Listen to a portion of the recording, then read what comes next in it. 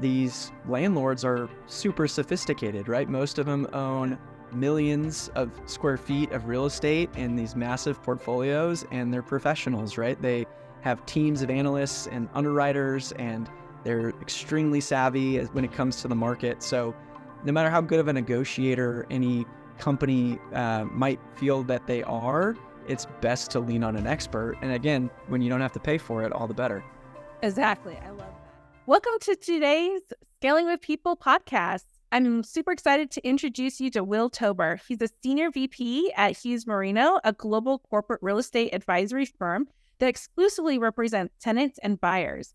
Will and his team represent tenants and buyers delivering no conflict brokerage, construction management, lease auditing, and lease administrative services to companies and organizations across California. And you've helped me out in other areas outside of California.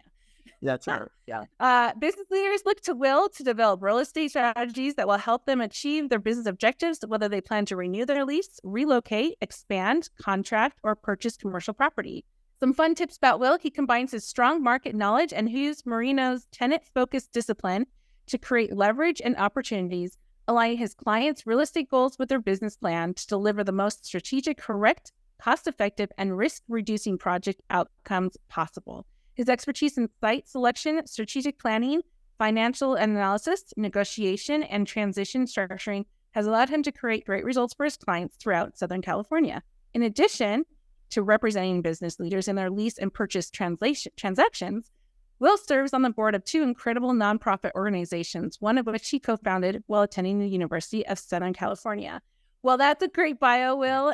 Welcome to my podcast. Thank you so much for having me. No, I'm really excited to chat, and we were just catching up. It's been a while since we've had the chance to talk again, so glad to hear things are all going well, and yeah, excited to get into it. Absolutely. Okay, so I have to ask, what are those two nonprofits? Okay, so that bio. So I founded a nonprofit in college called Kindred Image, which no longer exists today because we folded it into one of our board members' organizations called Mission to Promote Adoption in Korea. I had made a documentary film in college called The Dropbox, which was essentially about a pastor in South Korea who built a box on the side of his home that was designed to take in babies that would otherwise be abandoned. And so that nonprofit that we formed was essentially to leverage the exposure that the film generated into financial resources for what he was doing over in Seoul. So that could be a podcast in and of itself. Sounds like it, for sure. But yeah, so that was kind of what my career looked like prior to getting into commercial real estate. And then today I sit on the board of an organization called the Pregnancy Resource Center of San Clemente. And we basically exist to help women through crisis pregnancies and allow them to make a decision that best fits what their their values and everything align with. So it's I love that, and so really completely different from your workday lifestyle. Totally, right? Yeah. Commercial. No, I know. Why not? I mean, we're all complete human beings, right? I like to think we all have things going on outside of our work life. So yeah, those are a couple of things I'm super passionate about. Well, thanks for sharing. So today we're talking about commercial real estate, land leasing, office buildings. It's such a hot topic right now, pre-COVID, during COVID, now post-COVID, and what's going on in the world. Tell me from your perspective what you've been seeing happening in the commercial side of the house and from an office building perspective.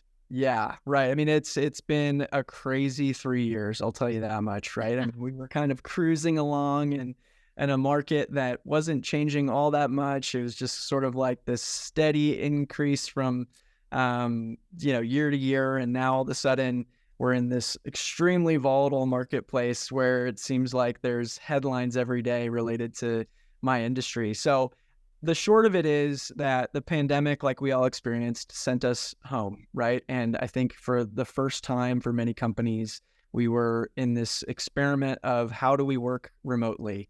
Can it work? Does it work for our culture? And are we going to be effective? Are we going to see a loss in productivity? How long are we going to be in this environment? What does it look like to bring people back? All of the questions that I think we've been talking about kind of ad nauseum for the last 3 years. But that had a tremendous impact on the market, as you might imagine, because ultimately what companies discovered is that they can work remote and be pretty effective.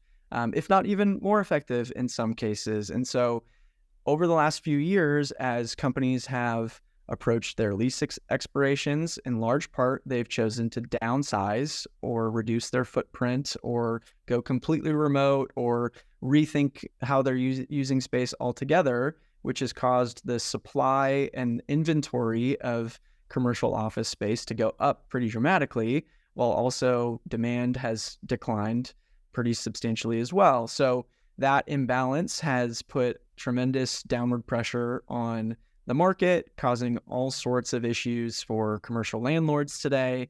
As you alluded to, like, we help companies who occupy space, so they're typically tenants.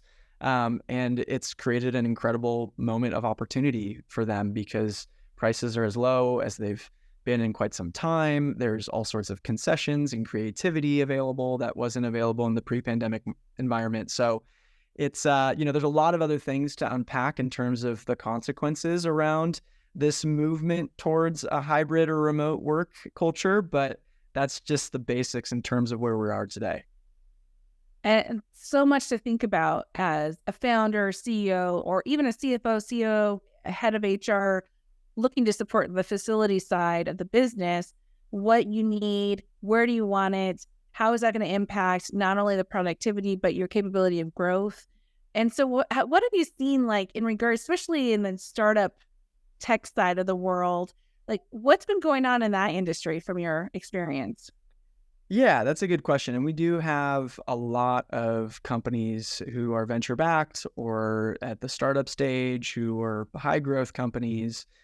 I'll say a couple things. I think one, this environment's actually been pretty advantageous for those organizations. One, because I think there's more flexibility in terms of how those companies grow, right? It used to be that if you raised money and you needed to go grow your headcount quickly, you needed space for each and every one of those employees and needed to grab it fast and figure out a way to, extend your runway along the way. So it was a challenging and fairly complex process. I think some of those, constraints still exist, but certainly the ability to have certain positions work remotely full time or staggering schedules to allow for your existing footprint to accommodate your growing headcount, like there's some real advantages there, no doubt. I think the other factor is just to do with the availability of space, right? There's a ton of space out there in a tight market. Landlords typically look closely at credit, which is often an issue for startups, right? Like, there's not a long history of revenues. A lot of these companies are pre-revenue or certainly pre-profit in some cases. And so that makes it a difficult choice for landlords when considering between a startup company or someone that's a little bit more established. And in a competitive environment, that choice was, pretty consistent. I think today landlords are far more hungry for anyone who's looking to occupy space. So they're willing to look past potentially some of those things. And certainly there's not as many alternatives to choose from for the landlord. So they are able to be much more accommodating. The other thing that I would say is pretty significant for startups is the influx of space that's either second generation and already very cool and creative and built out that they can move into on a plug and play basis without having to spend a lot of the landlord's money towards tenant improvements. And also the influx of sublease inventory, right? And typically for a startup, some of the challenges that you see are the term length that you're committing to, right? You don't want to get into a super long-term lease because projecting needs that far out into the future can be difficult. So subleases are a great option, right? It keeps your upfront costs super low. They're fully furnished spaces that are already built out again. So you avoid the furniture costs, you can avoid the build out costs, you can avoid potentially even some of the other upfront costs related to FF&E. You are able to kind of plug and play pretty quickly. So there's not a long runway between when you sign the lease and when you ultimately move in. And then ultimately these terms are, a year, 2 years, 3 years. There's a lot more flexibility than there used to be. And when you might have to sign up for a minimum 5-year term in order to be competitive. So the market's certainly presented those companies with a lot of opportunities. Now, there's also external factors like the venture market itself. And it's, I think, much more difficult for companies to raise money in this type of environment that we're in. It's true. So there's those headwinds for sure. But as far as the real estate specifically is concerned, I find it hard to imagine a better time to be a startup looking for space. And that's one of the things that you and your team are so good at. It's not only like understanding what the business needs and where they're at and meeting them there, but also giving them that negotiation skill set, right? Like I know from experience working with you, you negotiated quite a good deal for a prior client of mine and very happy and satisfied with that. Tell me a little bit about that process and what that looks like and maybe what other support you give and why someone should look at using your services. Yeah, for sure. So I think, speaking from a high level, right, being a tenant can be a challenging position to be because real estate's not your expertise. It's usually not the expertise of any of the executives on your team or any of the other people, unless you're a super well-established company that's grown to a level where you've hired your own real estate department of sorts. Like very rare that there's any real expertise within an organization, and there doesn't need to be, and there really shouldn't have to be. And so that's kind of where we come in, is we tend to operate as sort of an outsourced real estate department for companies that are on their way to scaling to that level where they will ultimately bring those positions in-house. And what I mean by that is, typically you've got a commercial real estate broker who tends to operate as somewhat of an order taker, right? Where you tell them what you need and they go out and send you some lists and then they tour you through spaces. And our firm really is trying to provide a little bit more leadership in that space. And so we really want to understand what a company's needs are, strategically where they should be looking, how much space. And there's all sorts of tools that we have at our disposal to do that, in part because of the team that we have behind us. So in addition to brokers like me at my firm, we've got transactional real estate attorneys that will review contracts and LOIs and help you get in front of any potential legal concerns. Like ultimately, when you're signing a lease or you're purchasing a building, you're signing a contract, right? It's a legally binding contract. And Right. I don't have the expertise to be really providing you legal services. I know enough to be dangerous, but you shouldn't be relying on me, right? But we've brought those folks in-house to help provide some synergy through that process. We've got architects, we've got designers. So much of this process is about using space efficiently, trying to understand what the latest trends are, especially for startups and competitive job markets, right? You want your space to be cool and friendly to the talent that you're trying to acquire. And so we've got folks in-house that can help put space plans together, help source furniture, artwork, whatever, down to the finest detail.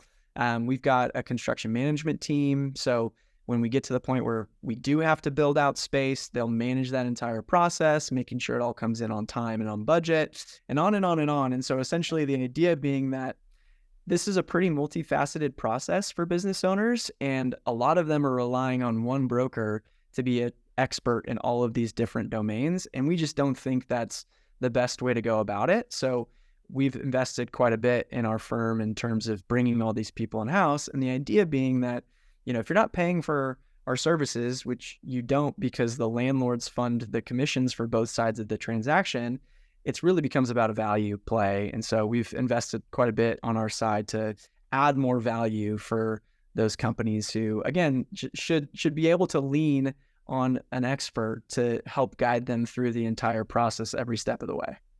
Absolutely. And in so many of my prior podcasts and probably future ones too, as one thing I lean into is helping CEOs recognize you're not a subject matter expert in everything. And Right. if this is not your wheelhouse, this is not your experience forte, hand it over to someone who is experienced, and that is you and your team. And I love the fact that even within your team, you're saying, hey, I'm not an expert in everything commercial real estate, but we have people for that. And it shows such great value. And I want to call out, because one of the things that shocked me when I first met you, and then something that I had to tell the CEOs that I've introduced you to since then, there is zero cost, zero, goose egg, Yes. zero cost to the company, For the to customer, the yeah. CEO, Right. startup company, right?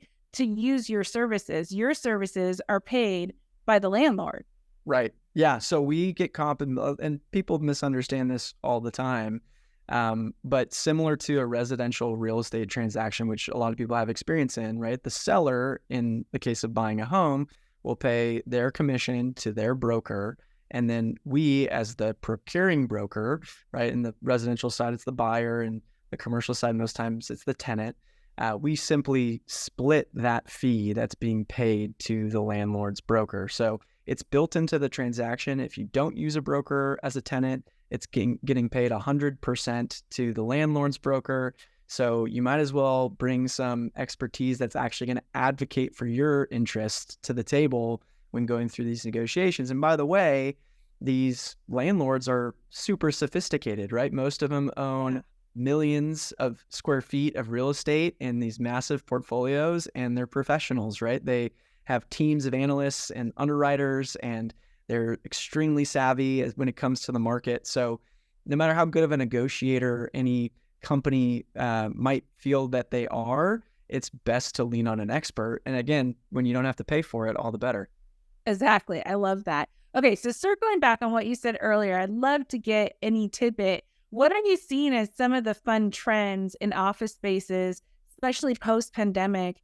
I see you got a ping pong table behind you in your kitchen, like, the ping pong tables, the arcades, and, video games. Like, I feel like that's very pre-COVID. Is that still a thing post-COVID, or what are you starting to see trend-wise that, any listener that's thinking about opening their first office space or trying to upgrade their office right now to bring people back in, maybe on a hybrid perspective?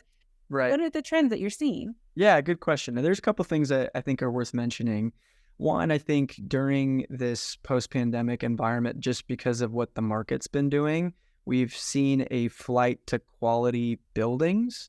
So there's a lot of companies that are in, class B, class A minus buildings that have, because of their downsizing, because the market's shifted and space has become cheaper, they've been able to upgrade their space and still reduce their overall costs. So they're moving to buildings that are more amenity-rich, right? Like on-site gyms and conference centers and restaurants, and close by other amenities, maybe more accessible for their employee base, closer to freeways. They're usually newer buildings that have been constructed within the last, 10, 15 years.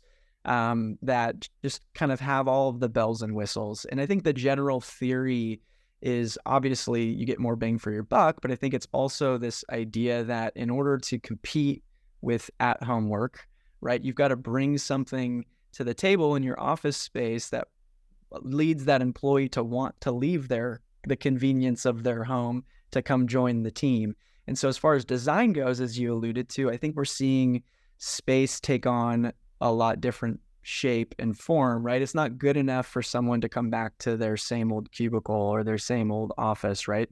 There's got to be some reason or some functionality of the office that's sort of unique to the office that can't be offered at home. And I think that involves a lot of communal space typically. So we're seeing a lot of collaborative areas that in some cases actually mirror kind of what a residential home might look like, right? So the idea that everyone has to work at a workstation or an office is sort of being upended. And I think you're seeing environments that look like an L couch or a little high top table with some bar stools. And those end up being kind of breakout meeting spaces for that collaboration that is really kind of the whole idea behind bringing people back. I think, when we talk about the impacts of remote work, like one of the recurring themes that comes up in our conversations is the idea that some of what's lost are these sort of what they call like casual collisions, right, between employees that are in the office. And it's this idea that you may not intentionally collaborate with this person and schedule a Zoom call, but if you run into them and strike up a conversation, and sure enough, some ideas and brainstorming start coming to the surface, there's real value in that can lead to greater productivity and also just kind of a greater sense of culture. So I think that cultural piece is a huge one when it comes to office design. And there's really like not a one size fits all solution. So most of the conversations we get in with companies, it really has more to do with, hey, what are you trying to accomplish with your office space? What are your employees looking for? How do you develop that engagement within teams or divisions and coming up with a space plan that really meets those needs. Yeah. And so then I wonder, my next question, follow-up question to that is, there are so many shared space companies out there. WeWork's being the most well-known, whether positive or negative, right? Yeah, Notorious for sure.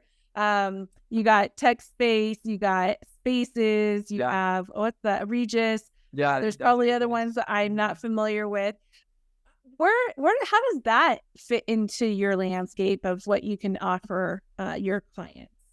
Yeah, we can help companies pursue whatever solution makes the most sense for their business, right? And sometimes that can be a co-working model, right? I think there are certain companies, especially as they're exploring new markets and trying to sort of better understand, where they fit and what space is going to look like long term. The co-working solution can be great. There's also times when you might be in between a space being built out for your business and your current lease expiring and need some what we call swing space. And those are great solutions. And then there's other times where, you're a small business and you're looking to initially kind of get your first office. You don't have the upfront capital to commit to finding your own dedicated space, or maybe there's no subleases out there that sort of fit the bill, and it can be a great solution there too. So we help companies with those types of solutions all the time. The main advantage of them being the plug and play nature and the flexibility, right? You can start off with as little as a month-to-month term, right? Going up to maybe 3 months, 6 months, 9 months, a year plus, depending on what your needs are. And I guess the trade-off is that you tend to pay a higher square footage, right? The price per square foot. So that's the whole business model, is these companies go in and they lease these spaces, and then they have to go release them as technically a sublease to smaller users at a premium, right? But I think for many companies, it can make sense to pay that per square foot premium in order to gain that flexibility when there's some unknowns. And so an environment like today, where there can be a lot of unknowns for many companies, it can be a solution that's worth considering at least. And so I think, again, the main point for where we are in the market is that there's just a lot of optionality, a lot of flexibility in pretty much every layer of the commercial office sector. Yeah, one of the benefits, I've run and managed facilities in several companies, and I find that one of the biggest advantages is that I don't have to have a boots on ground person who's going to actually own. Do we have enough paper for the copier? Do we have the right, stuff in the kitchen and waters and drinks and all the things, all the supplies that the kitchen needs? Like, you just don't have to worry about that kind of stuff, Totally. and did someone go in the office and make sure that they picked up the mail and processed the mail, right? Like, there's so much that is added on to that benefit. And then, if you have a smaller area or you're going into a new area, like you said, then you're actually working through like, well, it's only 2 or 3 people. It's not a lot of energy and vibe. Why would they want to come in? And now they're going in where there's other people. And I've actually had some great conversations with other people in a shared space that, what do you do? What does your company do? Right. And it's fun to interact with people and have conversations. You never know where you could become their client or vice versa, or both. And so it's a lot more energy from that perspective if you have a small employee population. Yeah, that was I think the definitely the vision for the model, right? And I think when done well, it can work really well for a company to at least start out that way, if not make it a sustainable strategy. So yeah, we've kind of seen it all. Obviously, there's always the chance that a company like WeWork finds themselves in some hot water, and there's risks there, right? But for sure, it's honestly not all that different from the landlord environment right now, where we're seeing landlords default on their loans and foreclose on buildings and have to sell in a distressed environment. So it's a tough market for those that are looking to lease space out, which makes it a great market for those who are looking to lease. Supply and demand, right? Right. Yeah. You just never really seen it on the commercial side until not to this level, really. Yeah, exactly. Okay, well, another question I have for you. So, as a startup company, maybe it's the first time that a CEO is thinking about maybe I should get an office space. what are some of the key things that they should be thinking about and looking into to get them on the right footing to have a positive experience? Yeah, I think the big questions that typically need to be answered are, what's your budget, right? What does growth look like, right? And trying to understand and project space needs, and then where do you want to be, right? I think those are kind of the key questions. It depends on where they're at in their business life cycle, right? If they've got established teams and they're growing and they've maybe just received funding and they have been remote because of the pandemic and they're looking to get into their first office space, like a lot of the conversations we have are, okay, like what kind of environment do you want to be in, right? Like high rise versus low rise, parking structure versus no parking structure, right? Like what amenities are important to you to be near? Where are your employees going to be coming from, right? Like a lot of what we do involves, plotting addresses on a map so you can kind of see, okay, this is how it's going to impact everyone's commute, and how much space you need is a big piece of that as well. And then how do you secure the space that you need at a rent that allows you to continue to invest in all of the other areas that you need to invest in your business. So usually we spend quite a bit of time in the kind of upfront discovery phase with our clients, just to really understand what they do, how they do it, why they do it, what their culture looks like, who will be in the office, what roles those people are filling, where does it make sense to be? I mean, the more we know, the more leadership we can provide. So we really try to get a firm grasp on who they are. And then obviously it can be an evolving process, right? Like may not get it perfectly right the first time, but the more time we spend up front, the higher the probability is that we can. Yeah, that completely makes sense. Well, any final thoughts, words of wisdom for the CEOs and founders out there in the world? Yeah, no, I mean, I think if you are a company that is in the market for space, and here's what I will say, this is I think an important point to make in today's environment. There's a lot of companies that we talk to that don't feel that they are at the point where they could be in the market, even if they wanted to be, because either they're in a lease that seems like it's a long-term agreement where we're not all that close to the expiring lease. In today's market, everyone's in the market essentially, right? Even if you've got 3, 4, 5 years of term remaining, it's worth the conversation, and it's worth looking at how your needs may have evolved and are no longer, your lease is no longer meeting those needs, because there's a lot of creativity when it comes to restructuring these leases early that can be explored. Even the idea of subleasing, right, is one that I think a lot of companies have written off. But depending on what your needs are, subleasing can still be an effective solution. So there's a lot of opportunity out there. I think even more than the headlines might suggest to most companies who are just paying attention enough to kind of read what's going on in the market at large. I would recommend if there's at all any friction in the space you're in, if those objectives are at all misaligned, I think it's worth a conversation, because I think most companies would be surprised at the creativity that's available to them to deliver a solution that actually can help improve their situation. That's such great advice. Well, thank you, Will, for your time today. It was a pleasure speaking with you.